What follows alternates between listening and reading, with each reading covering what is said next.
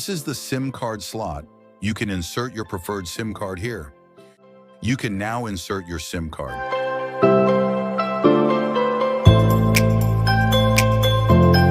Perfect.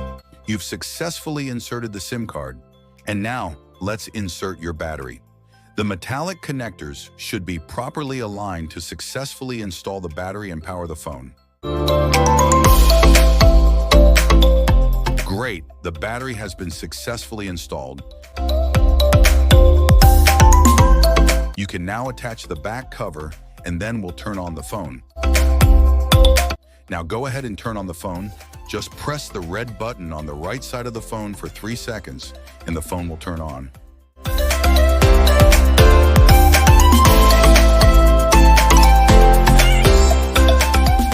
It's working now. The SIM card has been inserted successfully.